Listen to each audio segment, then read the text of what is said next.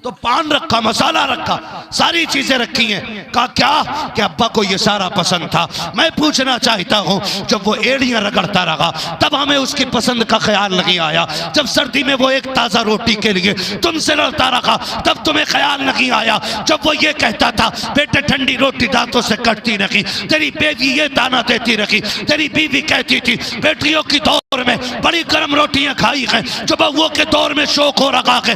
मैं कहता हूँ बेगैरत सुन, जब ये जवान था तो लोगे के चने चबा जाता था, रोटी की क्या हैसियत है? आज दांत उखड़ गए हैं, दाढ़ें निकल गई हैं। गर्म रोटी इसलिए नहीं मांग रखा है कि शौक पूरे हो जाए, इसलिए मांग रखा है कि पेट भर जाए। मैं कहता हूँ खुदा के वास्ते 40वें के खाने से पहले अपने बाप की खिदमत कर लो। आखिरी बात तकरीर की, वली बनने का आसान तरीका है माँ बाप से दुआएं ले लिया करो। बेशक। किससे? वली बनने का आसान तरीका माँ बाप से दुआएं ले लिया करो। जब 12 साल की रत जगे असरदार नहीं होते हैं तब माँ के उठे हुए हाथ 12 साल की इबादत पे भारी पड़ जाया करते हैं। बेशक। सुभान अल्लाह, सुभान अल्लाह। लेंगे इंशाअल्लाह दुआएं इनसे, लेंगे दुआएं इनसे। कैसे लेंगे? खुद नया कंबल ओढ़ के अब्बा को फटा कंबल उड़ा के, खुद बंद कमरे में लेट के अब्बा को छप्पर में लेटा के, रजाई लाया कह रहा मौलाना आग निकल जाए इसे ओढ़ के, और अब्बा की देखो ऐसे करके तो उसमें बादल नजर आ रहे हैं, उसमें जो रूई है ना वो सारी टूटी हुई है, चांद के पार दिखता है।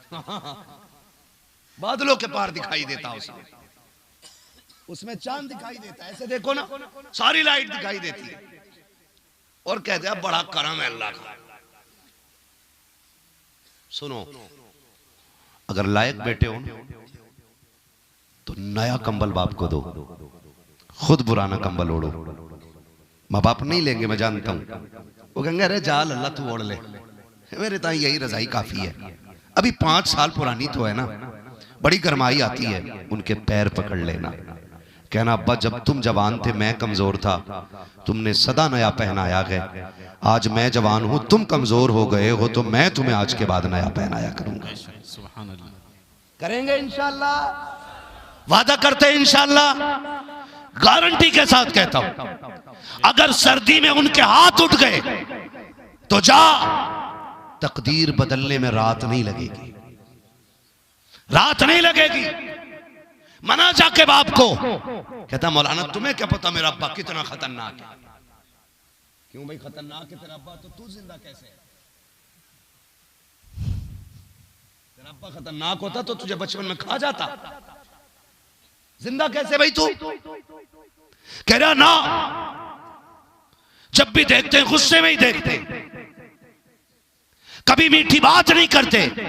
मैंने कहा सूरज कभी ठंडा नहीं होता है, सूरज कभी ठंडा नहीं होता। इतनी जोर से बोलो कि लगे कि आप सुन रहे हो। सूरज कभी ठंडा नहीं होता। भैया ये बुंदा तुम्हारे टोपे में कि कान में?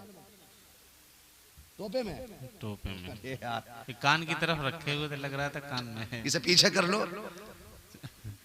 शक होने लगता है ना आप है कि आपा है। कभी कभी समझ ही नहीं हो पाता है कि आ रहे हैं जा रहे हैं। चलूं आगे थोड़ा सा, मैं क्या कह रहा था आपसे भुला दिया यार, क्या कह रहा था? सूरज कभी, क्या बात है, अल्लाह सलामत रखे। बड़ी खुशी हुई, मुझे लगा कि सारे ही सुन रहे। कभी नारों के चक्कर में तकरीर नहीं, मुकर्रिर को भी खा जाते हैं लोग जी। कि मौलाना कौन थे कि पता नहीं, मगर थे बड़ा धुआंधार। मगर शुक्र है कि आपको बातें याद है। सूरज कभी, ये इतनी अच्छी बातें सिर्फ सैयदों के कदमों के सदके में हो रही। अल्लाह करे कि ये हमारे लिए ज़ादे आखिरत बन जाए। आमीन, आमीन कह दो यार, जोर से कह दो आमीन। नाराज तो नहीं है ना?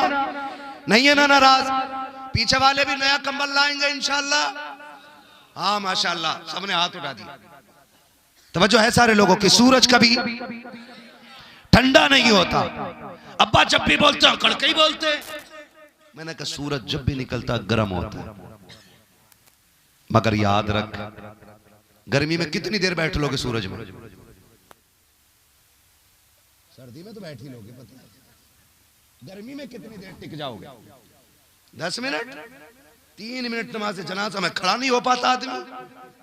नमाज जनाजा में कह रहा जल्दी करो। कौन नहीं आया भाई, कौन नहीं आया भाई? पढ़ाते क्यों नहीं मौलाना?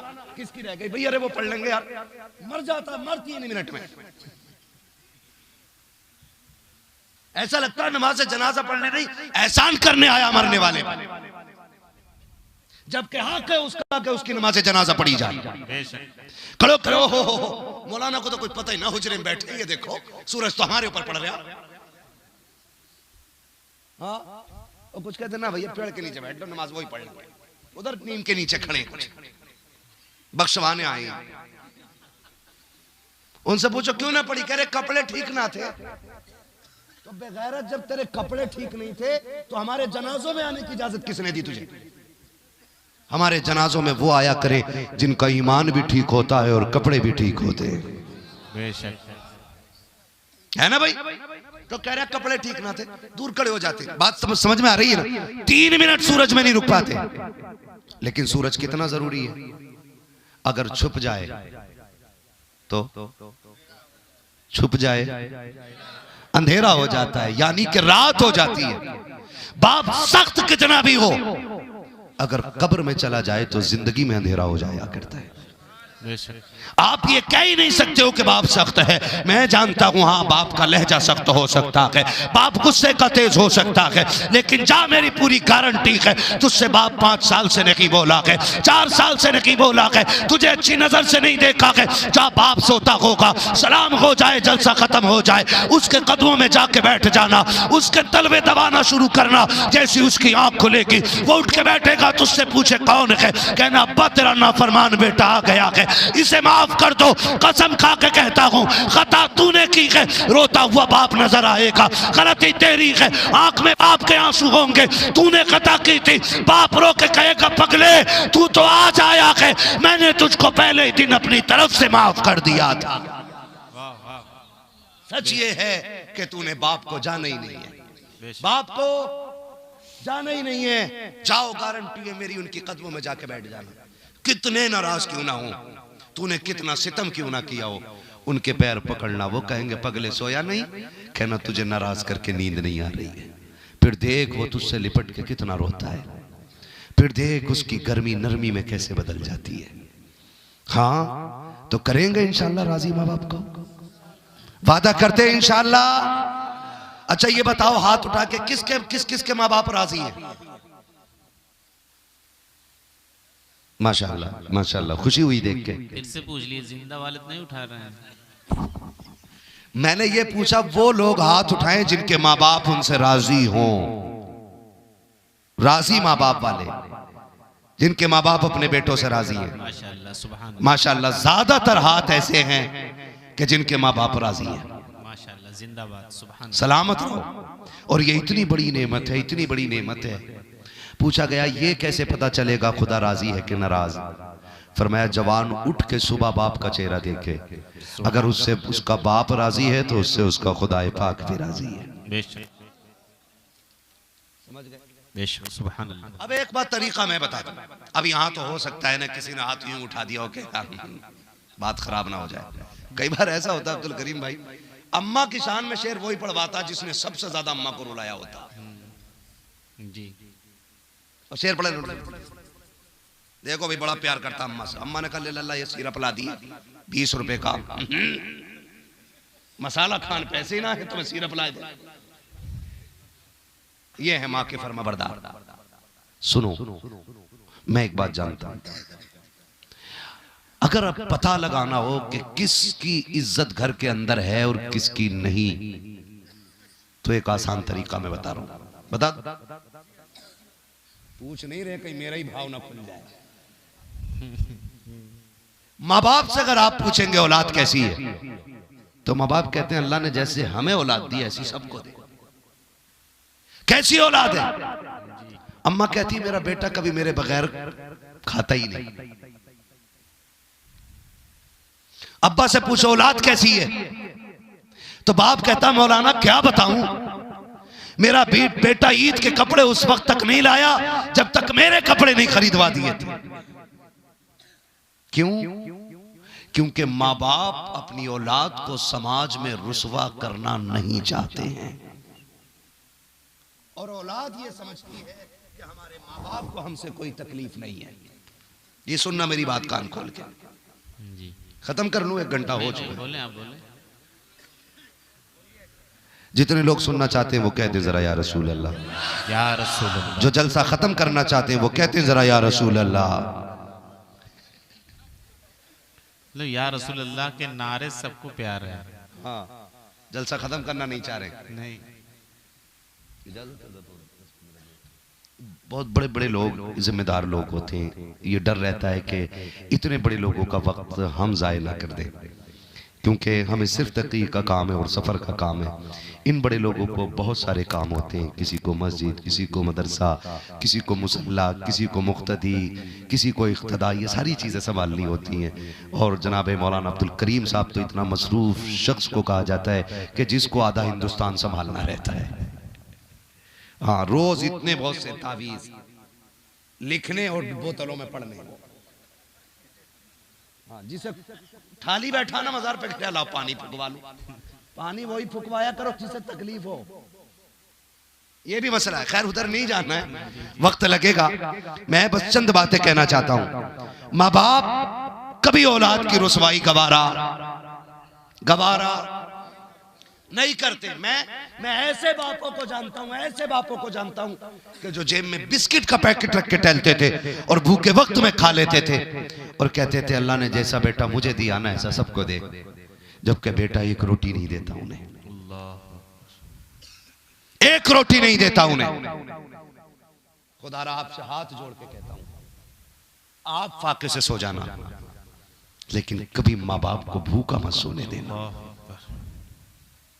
अगर आपको जिगर गुर्दा बेचना पड़ जाए, इनके 1 वक्त के खाने के लिए बेच दो।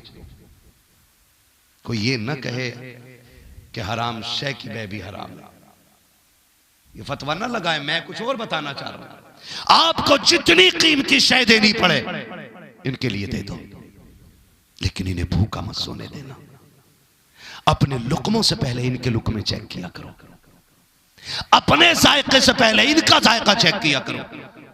संडे टू संडे वाइफ से कहते हो चल आज तेरी मर्जी का होटल में खिलाना है, कभी एक दिन माँ बाप का हाथ पकड़ के कहे अब आज तू बता तेरी मर्जी का खाना बनेगा, आज तू बोल क्या खाना खाएगा, आज तू बता तेरी तबीयत किस खाने को कर रही है, तो जो कीमत दे करके वो खाना बनाया जाए बनाओ।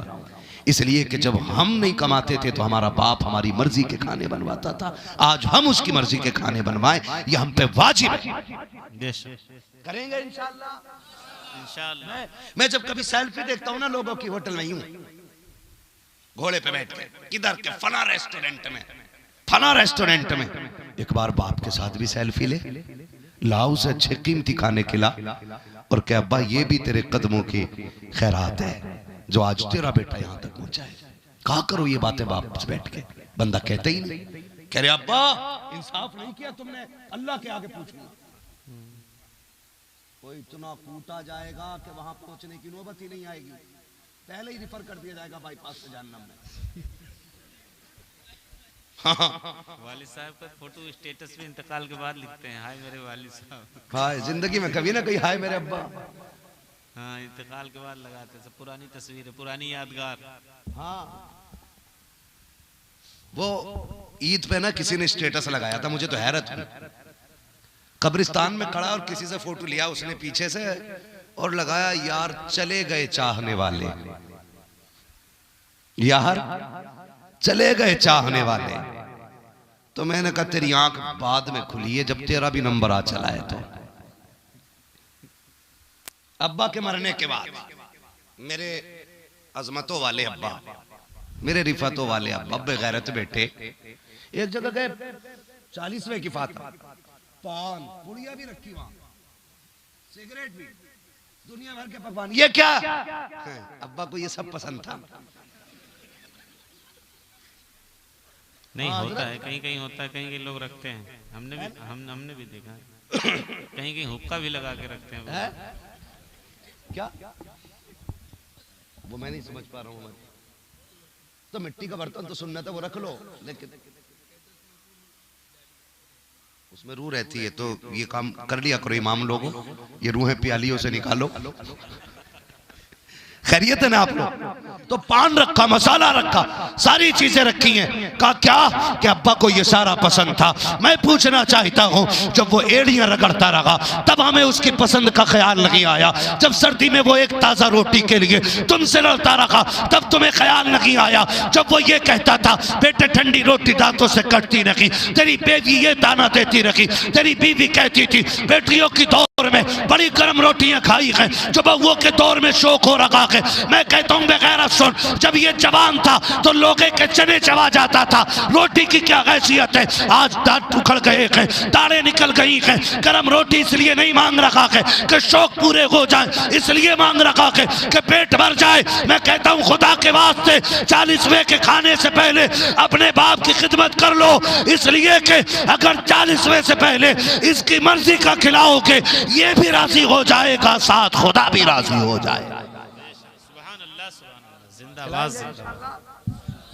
हाँ, लेकिन माँ बाप बुराई बेटे की कभी कभी नहीं करते। एक माँ है, बूढ़ी हो गई है, खांस रही है। सुनो माँ के लिए औलाद क्या होती है, खांस रही है। बहू ने कहा सुनो ये अम्मा जो है ना तुम्हारी, ये सोने नहीं देती है। कहा फिर? कहा इसे अलग करो, इसे अलग करो। दिमाग लगाया बेटे ने, पैसा होता तो घर बना लेता, और क्या करे क्या करे। उसके दिमाग में तरकीब आई, उसने सोचा क्यों ना मां को ओल्ड होम छोड़ दो। आया मां के पास बैठा। ये जुल्म करने वाले बड़े मीठे होते हैं और धोखा देने वालों के लहजे बड़े लचीले होते हैं। आके कहने लगा मां बोर हो गई होगी ना घर में, आज चलो मैं तुम्हें घुमा के लाऊंगा। मां बेचारी वो तो इस बात पे भरोसा कर जाती है ना कि बस अभी आ रहा हूं, और वो रात भर नहीं आता। ऐसे हजार झूठ वो देख चुकी है बेटे के, लेकिन फिर भी भरोसा कर लेती है। उसने कहा अम्मा साल भर से घर में रह रही हो, मार्केट नहीं गई, आज मेरा जी चाहता है मैं तुम्हें मार्केट घुमा के लाऊं। मां बड़ी खुश हुई, आज बेटे को बड़ा प्यार आ रहा है। मां ने कहा ठीक है बेटे, कैसे? चल मेरी गाड़ी में बैठ। बेटे ने मां को गाड़ी में बिठाया। आज मां राजी हो रही है कि जिसे पूरी जिंदगी कंधों पे उठाती रही, आज वो बेटा मुझे गाड़ी पे घुमा रहा है।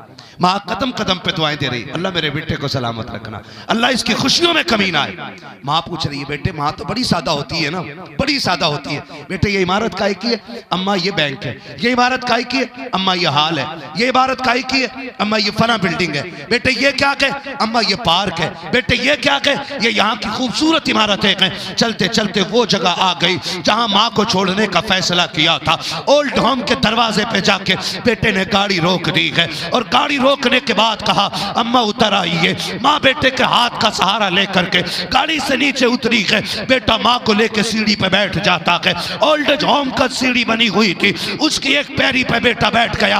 अम्मा पूछ रही है बेटे ये कौन सी जगह है? अब बेटा कह रहा है अम्मा इसे ओल्ड होम कहा जाता है। अच्छा बेटे ये क्या होता है? अम्मा जो लोग बूढ़े हो जाते हैं औलाद उनकी यहाँ रख जाती है। अम्मा बड़ी अच्छी जगह होती है ये, यहाँ पे खिदमत करने वाले होते हैं, यहाँ पे वक्त पे खाना देने वाले होते हैं। माँ कहती है मैं समझ नहीं पाई कि बेटा चाहता क्या है। जब इतनी बात मेरे बेटे ने कही कि माँ यहाँ पे बुजुर्गों को रखा जाता है, माँ कहती है एहसास तो होने लगा था। क्या मतलब? मैं सोच रही थी कि मेरा बेटा तो यहाँ छोड़ के नहीं जाएगा। कहा फिर मेरी कुर्बानी याद आ गई। मैंने कहा ये कैसे हो सकता है? ये तो वो है तू जिसके लिए रातों को जागती रखी है, ये तुझे कैसे छोड़ सकता है? ये वो है जिसके लिए तूने नींदें कुर्बान की है, ये तुझे कैसे छोड़ के जा सकता है? ये तो वो है जिसे एक शाम न देखूं तो दिल नहीं लगता है। ये मेरे बगैर कैसे रह सकता है। माँ ये सोच रखी है, फिर खुद ही खुद दिल से फैसले करके कह रखी है मेरा बेटा ऐसा नहीं कर सकता है। थोड़ी देर के बाद बेटे ने कहा अम्मा परेशान ना होना, आज के बाद तुझे इसी घर में रहना है। अल्लाह अकबर। जैसी बेटे ने इतना कहा है माँ के पैरों तले जमीन निकल जाती है। फिर ख्याल क्या क्या ना माँ के जहन में आते हैं, क्या क्या नहीं सोचा होगा माँ ने जब बेटे ने इतना कहा है अम्मा तुझे इसी घर के अंदर रहना है। ये कह के उसने आवाज लगाई, ओल्ड एज होम की औरतें निकल करके आई और माँ को चारों तरफ से घेरा है। अब बेटा गैरत की वजह से माँ को छोड़ के जाने लगा है। माँ चाहती थी आज इससे दूध का हिसाब ले लिया जाए, माँ तो चाहती थी आज इससे रज्जगों का हिसाब ले लूं, माँ तो ये चाहती थी आज इसके लिए कुर्बान की गई नींदों का हिसाब ले लो। लेकिन माँ तो माँ होती है, अपनी जान देकर भी औलाद की खुशी चाहती है। माँ ने खुद को संभाला है, बेटे को जैसे आया था वैसे जाना दिया। बेटा तो चला जाता है। ओल्ड एज होम की औरतों ने आकर के अम्मा को घेर लिया है। अम्मा बता क्या नाम है तेरा, कहाँ की रहने वाली है। माँ ने नाम बताया, पता बताया, एड्रेस बताया। उसके बाद पूछा बताओ कोई तुम्हारा वारिस है कि नहीं। माँ ने कहा एक बेटा है मेरा। अब औरतों ने कहा है कि उसका नाम बता दो। अम्मा नाम नहीं बता रही है। औरतों ने कहा माँ नाम क्यों नहीं बताती है, नाम क्यों नहीं बताती है, तेरे बेटे का नाम क्या है। माँ ने कहा नाम नहीं बता सकती। किसी ने, एक औरत ने आवाज दे के कहा इसका बेटा इतना बेगैरत है, इसे छोड़ के गया है, इसलिए माँ गुस्से में अपने बेटे का नाम नहीं ले रखी है। जब माँ के सामने उस बेटे को बेगैरत कहा गया, माँ ने बुढ़ापे की सारी ताकत इकट्ठा की है। खुद को संभालते हुए चीख करके कहा था खबरदार मेरे बेटे के खिलाफ एक लफ्ज ना बोलना, कोई जुमला मेरे बेटे के खिलाफ ना बोलना। कहा फिर नाम क्यों नहीं बताती है। कहा सुनो मैं अपने बेटे से नाराज नहीं हूँ, मैं अपने बेटे से खफा नहीं हूँ। कभी नाम क्यों नहीं लेती। का वजह यह है मेरा बेटा इज्जतदार शहरी है, मेरे बेटे को पूरा शहर जानता है। अगर मैं नाम ले लूंगी मेरा बेटा रुसवा हो जाएगा, लोग गालियां देंगे मेरे बेटे को। कहा फिर अब भी नहीं माफ करेगी, अब भी नहीं नाम लेगी, वो तेरा बेटा तो देख तुझे यहाँ छोड़ के चला गया है। तब माँ ने कहा था चुप हो जाओ, ये मेरा और मेरे बेटे का मामला है, जो उसने किया है वो उसका किरदार है और जो मैं कर रही हूं ये एक माँ का किरदार। सुभान अल्लाह, सुभान अल्लाह। माँ बाप कभी औलाद को सुभान अल्लाह। आप सितम भी करेंगे ना तो वो नहीं बताएंगे, नहीं बताएंगे। बेटा रोटी देता है कि नहीं ये अब्बा नहीं बताएगा, चाय मिली है कि नहीं ये बाप नहीं बताएगा। बस इतना याद रखना। इस सर्दी के मौसम में लोग आग जला लेते हैं ना, चौराहों पे जला लेते हैं कि नहीं, है ना। पड़ोसियों के उपले कंडे जला दिया, है ना, धान की पराल जला दिया। सर्दी में तापने मिलने जलती है कि नहीं आग, लोग ठंड में बैठते हैं। सुनो, उस आग के बुझने के बाद, उस आग के बुझने के बाद अगर कोई बूढ़ा राख के सहारे बैठा रह जाता है तो समझ लेना कि इसके घर में इस बूढ़े की कोई इज्जत नहीं करता है। समझ गई बात। गर्मी में अगर कोई बूढ़ा मस्जिद में पंखा चला के सो रहा है तो समझ लेना इसके बेटे इसकी इज्जत नहीं करते। दोपहरी में अगर कोई बूढ़ा किसी के दरख्त के नीचे वक्त काट रहा है तो समझ लेना कि ये घर वालों पे बोझ हो गया है। तुम्हें खुदा का वास्ता दे के कहता हूं, ये जो राग के आगे है, ये जो गैर के स्लिप पे बैठा है, ये जो सुनसान जगह दरख्त के साये में पड़ा है, ये सिर्फ बाप नहीं, ये तेरी जन्नत पड़ी है। अपनी जन्नत को गलियों में धक्के खाने ना दो, अपनी जन्नत को रोडों पे रुसवा ना करो, अपनी जन्नत को दौलत से ज्यादा संभाल के रखो। मेरी इतनी गुजारिश है, माँ बाप बूढ़े हो जाएं, अपने से ज्यादा उनकी फिक्र करना शुरू करेंगे इंशाअल्लाह। इंशाअल्लाह करेंगे इंशाअल्लाह। कितने लोग वादा करते हैं, हाथ उठाएं इस बात पर। सुभान अल्लाह। अल्लाह इन उठे हाथों की लाज रख ले और साहिब मजार के सदक़े में सब बेटों को इतना दे कि वो अपने माँ बाप को खाने काबा की जियारत करा सके, और इतना दे दे कि सिर्फ जियारत ना कराएं बल्कि उनकी उंगली पकड़ के हुजूर के शहर की हाजिरी करने चले जाएं। अल्लाह हर बेटे को माँ बाप की खिदमत का सिला अता फरमाए। फरमाएगा या अय्युहल्लज़ीना आमनू तक़ुल्लाह व कूनू मअस सादिक़ीन, ईमान वालों अल्लाह से डरो और सच्चों के साथ हो जाओ। डरने का मतलब यह है जो चीज़ें हम पे लाजिम कर दी गई हैं उन पे अमल किया जाए, जिनसे रोक दिया गया है उनसे रुके रहें। व कूनू मअस सादिक़ीन, और सच्चों के साथ होने का मतलब यह है अल्लाह के वलियों से मोहब्बत रखें, उनसे रिश्ते कायम रखें, उनकी यादगार दिलों में रखें, इसलिए कि अमल हो नेक और वली साथ ना हो, अल्लाह वालों का साया ना हो। शैतान अमल की चोरी कर सकता है, ईमान भी चुरा सकता है, और अगर ईमान पे पहरेदार अब्दुल कादिर जीलानी हो तो किसी इब्लीस में ताकत नहीं जो ईमान चुरा सके।